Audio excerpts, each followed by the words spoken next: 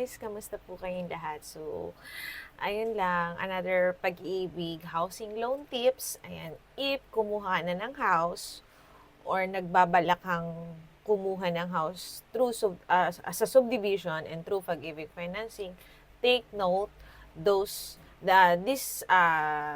tips. Ayun lang. So, ako po kasi ay isa na din po ako sa mga nag-avail ng housing loan through Pag-ibig. And always pay your monthly amortization and monitor it via virtual Pag-ibig website or mag-download po kayo ng virtual Pag-ibig apps. You can download sa Play Store or sa App Store. Ayan. And then mag-pipill up lang kayo ng mga details doon para ma-access nyo po. And makikita nyo po dun lahat yung savings nyo, kung may multipurpose loan kayo. Tapos kung may housing loan kayo, i-link nyo lang yung account and mabu-view nyo po siya. So, hindi na sila nagsisend ng monthly bills and they don't send monthly bills. So, pay your monthly amortization para hindi lumobo yung utang mo. Yung binabayaran po kasi nating monthly amortization, ang liit lang na napupunta niyan sa principal. So, one time, and based na din sa experience ko, kasi nasa ganito na akong trabaho for almost 8 years. And lagi namin sinasabi sa mga clients namin na or ng Pag-ibig, pag nag-i-inquire po kami, na hindi talaga lahat ng binayad ng monthly amortization ay sa principal na pupunta, mas malaki pa po yung interest. So, example po natin, ang monthly natin is nasa 9,000 mahigit.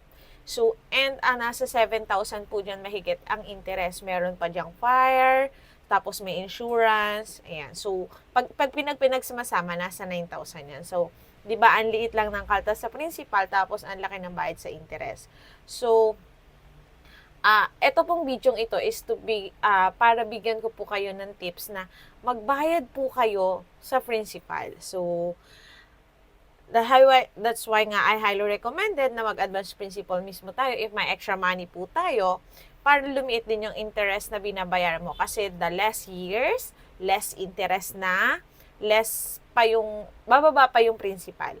So, for example po, after 5 years, 1M na lang yung TCP mo, yung principal mo pala, yung principal mo, i-divide mo na lang siya for 12 months. So, mas mababa na.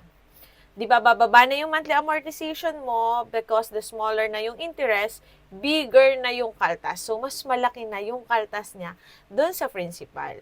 So, if you have an extra money, you want pay advance, go directly to any Pag-ibig branch po or Pag-ibig office na malapit sa lugar nyo. And sasabihin nyo po pag magbabayad kayo, excess to principal ang payment mo. Hindi po yung advance payment lang. Kasi kapag advance payment, nagbayad ka ng 50,000, ang magiging nun, kung ang monthly amortization mo ay nasa 9,000 mahigit, papatak nun na 5 months ka, pwede kang hindi magbayad. Pero kung magbabayad ka ng 50,000 at sinabi mo na yung halimbawa, ngayong August, nagbayad ka 50,000. Yung 9,000 doon, mapupunta siya doon sa monthly amortization mo. And the rest ng tira doon sa 40,000, pwede yung mapunta sa principal, ang excess to principal. Pero the following month, kailangan mong magbayad ulit ng monthly amortization mo. Basta kapag may extra money po kayo, mag-advance to principal. So, ina-advise ko po, wag po kayong magbayad ng advance to principal sa mga Pag-ibig, sa bayad centers kasi po nagiging advance payment pa rin po sila based na rin sa experience ko at sa mga clients ko. So, kailangan po, pag principal na yung babayaran, pwede kang magbayad ng monthly amortization sa Pag-ibig, sa bayad center. Pero kapag magbayad ka ng principal, mas maganda po sa any Pag-ibig branch po kayo mag-direct. So, you can only pay, kagaya nga po ng sabi mo, the Pag-ibig office, not in the bayad centers. So, yan po ay based na sa experience ko kasi ako po ay nakapag-advance payment na rin. So, nagbabalak na nga po ulit ako magbayad. Pero, nagbabalak na ulit ako mag-advance payment. So, ayun lang, tips lang po ito. So, always monitor your housing loan through virtual apps. Mag-download lang po kayo, napakadali lang po and napaka-friendly naman ng apps. Tapos, you can check din sa Pag-ibig sa pinakamalapit. And ayun lang, huwag magbayad ng principal, ng excess to principal sa Bayad Center, sa Pag-ibig office lang po. So, hoping po na may natutunan kayo sa video na ito. Ayan, this is Rosalma Palad from RCE Realty at your service.